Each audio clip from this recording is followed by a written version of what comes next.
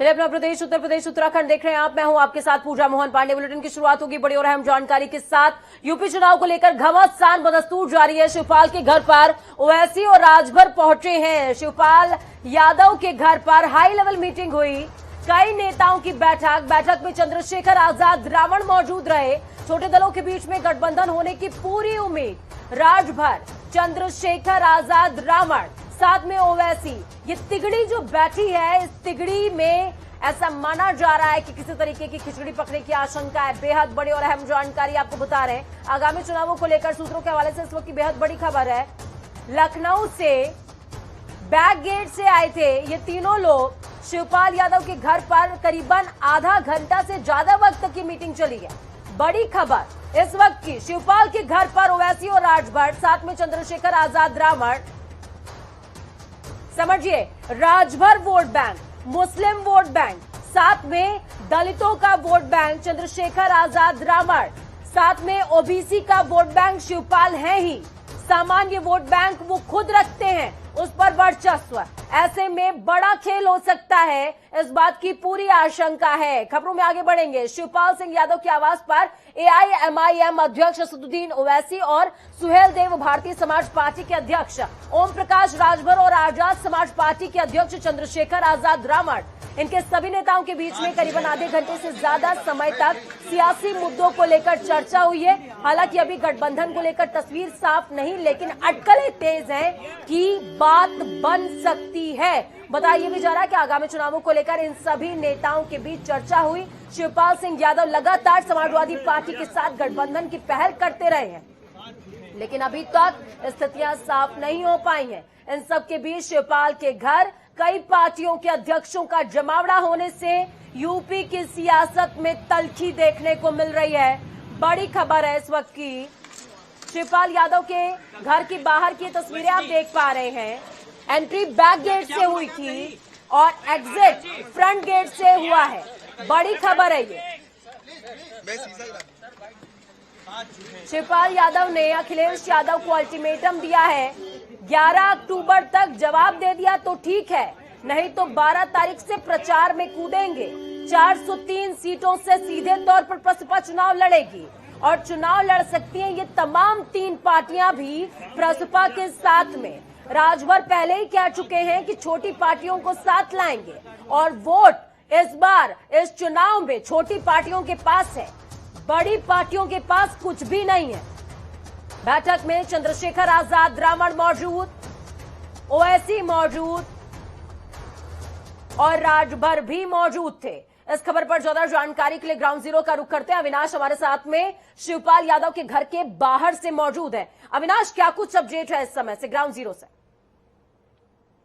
बिल्कुल, आपको बता दें, उत्तर प्रदेश के राजनीतिक गलियारों में एक अलग चर्चा देखने को मिल रही है, जहां आज सपा प्रगतिशील समाजवादी पार्टी के मुखिया शिवपाल सिंह यादव के आवास पर आज ओवैसी और राजभर, चंद्रशेखर आजाद, 3 बड़े नेता आज मीटिंग में पहुंचते हैं। तकरीबन 1.5 घंटे की चली मीटिंग में क्या कुछ राजनीतिक मायने है ये साफ नहीं हो पाए। ठीक पीछे आप हमारे देख पा रहे होंगे कि शिवपाल सिंह यादव का आवास है, जहां पर 3 बड़े नेता आज यहाँ पर मीटिंग करने तकरीबन बंद कमरे में 1.5 घंटे की इस मीटिंग में तमाम राजनीतिक मायने लिए जा सकते हैं। हालांकि इससे पहले जा रहा है कि चंद्रशेखर आजाद रावण, साथ में राजभर के अलावा ओवैसी, ये तीनों ही लोग बैक गेट से एंट्री किए थे और जब इनके एग्जिट हुई है तो फ्रंट गेट से हुई है। तो क्या बैक गेट से एंट्री का कुछ और मायना भी निकाला जाए? क्या गठबंधन के संकेत हो सकते हैं क्या ये?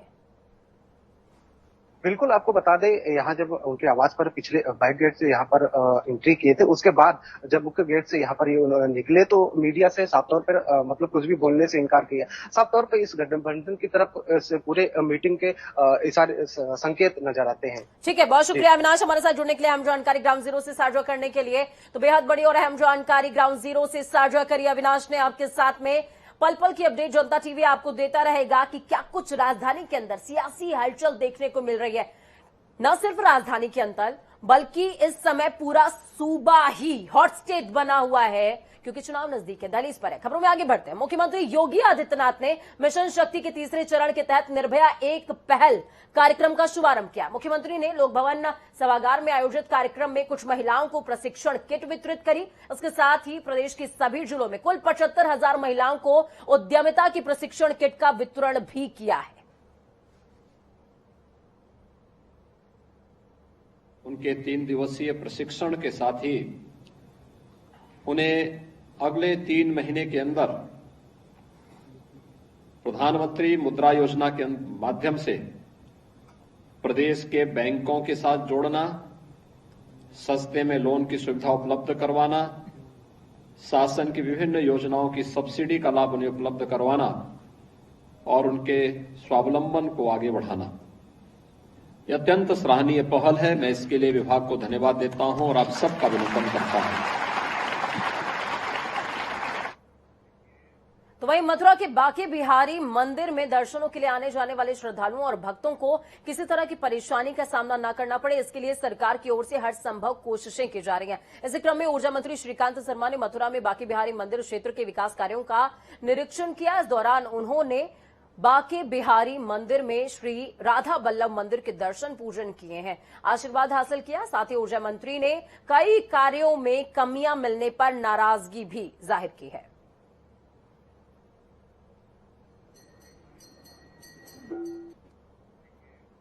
कन्हैया कुमार के कांग्रेस में एंट्री लेने पर बीजेपी के प्रवक्ता राकेश त्रिपाठी ने कांग्रेस पर हमला बोला। उन्होंने बयान जारी करते हुए कहा कि जो देश का गद्दार है वो कांग्रेस का यार है। जब जेएनयू की धरती पर भारत तेरे टुकड़े होंगे के नारे लगे तब राहुल गांधी ने जाकर अपने इरादे जता दिए थे और आज टुकड़े टुकड़े गैंग के जिन्होंने भारत के खिलाफ नारे लगाए उनको कांग्रेस में शामिल कर रहे हैं। वो कांग्रेस का यार है। जब जेएनयू की धरती पर भारत तेरे टुकड़े होंगे इंशाअल्लाह के नारे लगे तब राहुल गांधी ने वहां जाकर के अपने इरादे जता दिए थे और आज जिस तरह से तमाम टुकड़े टुकड़े गैंग के जिन्होंने भारत के खिलाफ नारे लगाए उनको कांग्रेस पार्टी शामिल कर रही है। ये स्थापित हो जाता है कि जो भी भारत विरोधी नारे लगाने वाले हैं, विचार रखने वाले हैं, उनका मुफीद ठिकाना कांग्रेस पार्टी ही है और कांग्रेस पार्टी ऐसे लोगों को अपनी पार्टी में शामिल करा करके अब पार्टी का विस्तार करने का प्रयास कर रही है।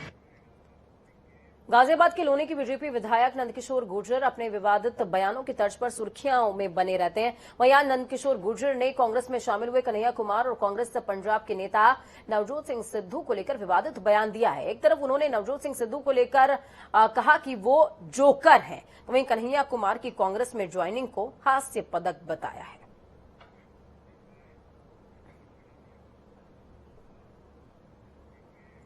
कांग्रेस की राष्ट्रीय महासचिव और उत्तर प्रदेश की प्रभारी प्रियंका गांधी का लखनऊ में आज तीसरा दिन रहा है दौरे का। प्रियंका जब भी लखनऊ आती हैं तो पार्टी कार्यालय से लेकर के उनके घर तक जगह जगह स्वागत और अभिनंदन के पोस्टर रहते हैं, होर्डिंग्स रहती हैं। पार्टी कार्यालय पर देर रात तक बैठकों का सिलसिला भी चलता है। कार्यालय पर पार्टी के नेता, कार्यकर्ता, पदाधिकारी, इन तमाम लोगों का जमावड़ा भी देखने को मिलता है। लेकिन इस बार का प्रियंका का आगमन कुछ अलग है, हर बार से अलग नजर आ रहा है, लेकिन इस बार ऐसा कुछ देखने को नहीं मिल रहा है। आखिर में चुनावी साल में नजारा इतना बदला क्यों है? इस बार प्रियंका मिशन 2022 की रणनीति पार्टी कार्यालय में नहीं बल्कि गोखले मार्ग पर उस कॉल हाउस में बना रही हैं जहां वो रुकती हैं, यानी कि उनका घर लखनऊ का घर। देर रात तक बैठकों का सिलसिला भी यही चल रहा है। स्वागत के लिए पहले की तरह इस बार भी भारी भरकम बैनर, होर्डिंग, पोस्टर नहीं लगाए गए हैं। तीसरे दिन प्रियंका कुछ देर के लिए पार्टी कार्यालय जरूर गई, बैठकों के लिए नहीं गई बल्कि कुछ लोगों से मिलने के लिए पहुंची थी। पार्टी के नेता भी मानते हैं कि इस तरह के बदलाव से ये संदेश देने की कोशिश हो रही है कि यूपी प्रियंका का घर है। आगामी चुनाव को लेकर सभी पार्टियों ने कमर कस ली। तो वहीं एक बार फिर से कांग्रेस प्रवक्ता अंशु अवस्थी ने ब्राह्मण समाज को लेकर बीजेपी पर निशाना साधा। उन्होंने कहा 2022 में ब्राह्मण समाज बीजेपी को सबक सिखाने का काम करेगा। अभी तक बीजेपी ने ब्राह्मणों को अपमानित करने और ब्राह्मणों की हत्या पर अट्टहास करने का काम किया है। प्रतिपल प्रतिक्षण किसानों को अपमानित करने वाले, किसान विरोधी काम करने वाली भाजपा सरकार आज किसान सम्मेलन कर उनका अट्टहास उड़ाने का काम कर रही है। प्रदेश का जनमानस और देश का जनमानस भूला नहीं है। 9 महीने से किसान विरोधी काले कानूनों के खिलाफ देश का अन्नदाता प्रदर्शन कर रहा। 18,000 करोड़ रुपया उत्तर प्रदेश में गन्ना किसानों को बकाया है। न जाने कितने किसानों ने भुगतान न होने की वजह से आत्महत्या कर ली, लेकिन भाजपा को दिखाई नहीं देता, सिर्फ और सिर्फ ढोंग कर रहे हैं सम्मेलन का। उत्तर प्रदेश में 2 रुपए 3 रुपए कर्ज माफी के नाम पर मजाक उड़ाया गया किसानों का। जिला बलिया में हनुमानगंज स्थित होटल महादेव पैलेस में स्वर्गीय उषा राय की पुण्यतिथि पर महिला सशक्तिकरण और भारत विषय पर एक सेमिनार का आयोजन किया गया। इस सेमिनार की शुरुआत स्वामी अभिषेक ब्रह्मचारी, राष्ट्रीय मानवाधिकार आयोग के सदस्य ज्योतिका कालरा समेत कई महानुभावों ने दीप प्रज्वलन के साथ करी। सेमिनार की अध्यक्षता करते हुए युवा चेतना के राष्ट्रीय संयोजक रोहित कुमार सिंह ने कहा कि भारत के प्रधानमंत्री नरेंद्र मोदी को संसद और विधानसभाओं में 33% आरक्षण देना चाहिए। श्री सिंह ने कहा कि भारत के मुख्य न्यायाधीश जस्टिस रमन्ना ने न्यायपालिका में महिलाओं को 50% आरक्षण देने की बात कही है, जो कि स्वागत योग्य है। स्वर्गीय उषा राय जी की पुण्यतिथि पर महिला सशक्तिकरण एवं भारत विषयक सेमिनार का आयोजन युवा चेतना ने बलिया में किया।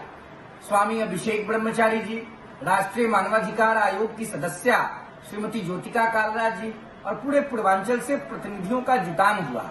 आज हम लोगों ने भारत के प्रधानमंत्री नरेंद्र मोदी जी से भारतीय पार्लियामेंट के अंदर, राज्यों के विधानसभा और विधान परिषद के अंदर महिलाओं के लिए 33% आरक्षण का मांग किया है। साथ ही भारत के माननीय chief justice of India justice Ramana ji ने जो कहा है कि देश की जुडिशियरी में, न्यायपालिका में 50% आरक्षण महिलाओं के लिए होना चाहिए, हम इसका स्वागत करते हैं। वह समय अब आ चुका है जब महिलाओं को आगे बढ़ाने के लिए पुरुषों को कुर्बानी देना होगा, उसी से महिला सशक्तिकरण का मार्ग प्रशस्त होगा। भारतीय संस्कृति में संतान की मंगल कामना से संबंधित पावन पर्वों की कड़ी में जीव पुत्र का व्रत प्राचीन समय से मनाया जाता है। ये व्रत अश्विनी मास की कृष्ण पक्ष की अष्टमी तिथि को मनाया जाता है। इस साल 29 सितंबर यानी कि आज के दिन विधि विधान से जो है इसकी पूजा की जा रही है। मां दुर्गा की पूजा इसमें होती है और माताएं अपने संतानों की सुरक्षा की कामना करती है। 3 तस्वीरें आपको दिखा रहे हैं। मिर्जापुर, आजमगढ़ और वाराणसी की तस्वीरें हैं, जहां पर ढोल नगाड़ों के साथ पूजा अर्चना की गई है और सभी माओं ने अपनी संतानों की सुरक्षा की कामना की है। पूरा भारत आजादी की 75वीं वर्षगांठ मना रहा है, जिसमें आजादी के अमृत महोत्सव के तौर पर अलग अलग तरीके से सामाजिक और देश हित में भारत सरकार की ओर से कार्यक्रम आयोजित किए जा रहे हैं। गृह मंत्रालय की ओर से केंद्रीय औद्योगिक सुरक्षा बल को देश हित में जागरूकता फैलाने के उद्देश्य से साइकिल रैली का आयोजन किया गया। इस साइकिल रैली को अलग अलग रूटों पर कई शहरों की तरफ रवाना किया गया है।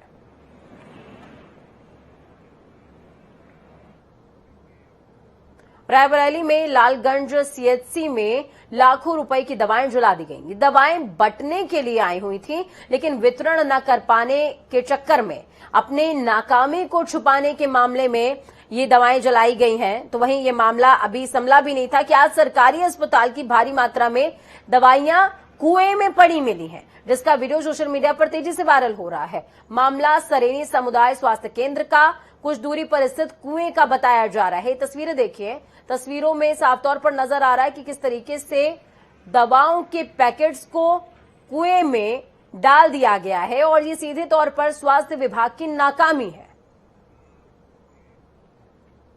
मेट्रो का पहली रैंक गुजरात के शामली से कानपुर पहुंच चुकी है।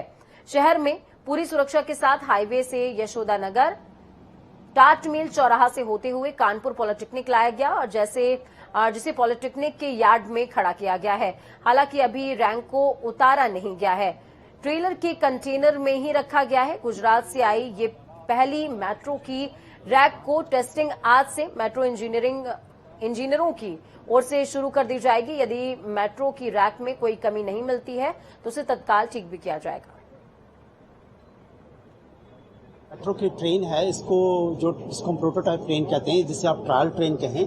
इसमें 3 डिब्बे की एक ट्रेन है, तो ऑल 3 कार्स हमारी यहाँ आ चुकी हैं और इसका टारगेट डेट था 30 सितंबर। तो हम लोग 2 दिन पहले उसको लेके आ गए हैं, तो हमारा वेल विद इन टाइम है ये ट्रेन। इसके बाद हम इस ट्रेन को भी पूरा असेंबल करेंगे, फिर धीरे से इसके ट्रायल करना शुरू करेंगे, कि इसी पे हमें ट्रायल करनी है, इसी पे मिनिस्ट्री ऑफ रेलवे को भी ट्रायल। बरेली पुलिस को बड़ी सफलता हाथ लगी। दरअसल पुलिस ने यहां के बारादरी क्षेत्र में 16 सितंबर की रात हुई लूट की घटना का खुलासा किया। पुलिस ने लूट के मामले में सर्राफा सहित 4 लोगों को गिरफ्तार किया है, जबकि आपको बता दें कि घटना में शामिल एक बदमाश अभी भी फरार है। पुलिस ने पकड़े गए बदमाशों की निशानदेही पर लूटा हुआ माल 10,000 रुपए नगद बरामद करने के साथ ही आरोपियों के पास से अवैध हथियार भी बरामद किए हैं। बताया जा रहा है कि पुलिस को सूचना मिली थी कि बारादरी क्षेत्र में रेलवे ग्राउंड के पास कुछ लोग बैठकर किसी घटना को अंजाम देने की योजना बना रहे हैं, जिसके बाद पुलिस ने घेराबंदी करके 3 आरोपियों को खरीदने के आरोप में एक सर्राफा को हिरासत में भी लिया गया। पुलिस ने बदमाशों के पास से अवैध तमंचे के साथ कई जिंदा कारतूस भी बरामद किए हैं। दिनांक 16/9/2021 को मोहल्ला सावधाना थाना बारादरी के अंतर्गत में रात्रि के लगभग 10:30 बजे 4 अज्ञात बदमाशों के द्वारा एक घर में घुसकर लूटपाट की घटना को अंजाम दिया गया था। इस संदर्भ में वादी के तहरीर पर थाना बारादरी पे 392 IPC का एक मुकदमा पंजीकृत कर लिया गया था और इस घटना के सफल अनावरण हेतु टीमें लगा दी गई थी। टीम अखिल भारतीय अखाड़ा परिषद के राष्ट्रीय अध्यक्ष श्री महंत नरेंद्र गिरी की मौत मामले में जांच के लिए सीबीआई की टीम गिरफ्तार आनंद गिरी को लेकर हरिद्वार पहुंच गई है। इससे पहले सीबीआई देहरादून की टीम ने सेवादारों से पूछताछ करते हुए मामले की जानकारी जुटाई थी। सीबीआई ने हरिद्वार के गाजीवाली स्थित आनंद गिरी के आश्रम के सेवादारों से भी पूछताछ की है, साथ ही आश्रम में आने जाने वालों के बारे में भी जानकारी हासिल की है। इस दौरान सीबीआई को आश्रम सील होने के बावजूद सीसीटीवी और डीवीआर चोरी होने की भी जानकारी मिली। आपको बता दें कि अखिल भारतीय अखाड़ा परिषद के श्री महंत नरेंद्र गिरी की संदिग्ध मौत के बाद 20 सितंबर देर रात उनके शिष्य आनंद गिरी को उत्तर प्रदेश पुलिस गाजीवाली स्थित आश्रम से गिरफ्तार करके प्रयागराज ले गई थी, जिसके बाद सीबीआई की टीम लगातार तीनों आरोपी आद्या तिवारी, संदीप तिवारी और आनंद गिरी से पूछताछ कर रही थी। सबसे बड़ी बात यह है कि होटल जब ये आश्रम सील था तो सील आश्रम से जो सीसीटीवी फुटेज है वो और डीवीआर कैसे गायब हो सकता है, ये अपने आप में सबसे बड़ा सवाल है। प्रधानमंत्री नरेंद्र मोदी जल्द ही उत्तराखंड दौरे पर आ सकते हैं, जिसके संकेत आज मुख्यमंत्री पुष्कर सिंह धामी ने भी दिया। हालांकि उन्होंने ये भी कहा कि उनका मिनट टू मिनट कार्यक्रम चूंकि नहीं आया है तो इस वजह से क्लियर नहीं है कि उनका दौरा कब होगा, कहां का होगा। हालांकि इस बात के कयास लगाए जा रहे हैं कि केदारनाथ घाटी में जो निर्माण कार्य चल रहा है उसका निरीक्षण लेने के लिए प्रधानमंत्री खुद आ सकते हैं और साथ में केदारनाथ के दर्शन भी, बाबा केदारनाथ के दर्शन करेंगे। हालांकि अभी तक स्पष्ट नहीं है, चूंकि उनका मिनट टू मिनट कार्यक्रम रिलीज नहीं हुआ है।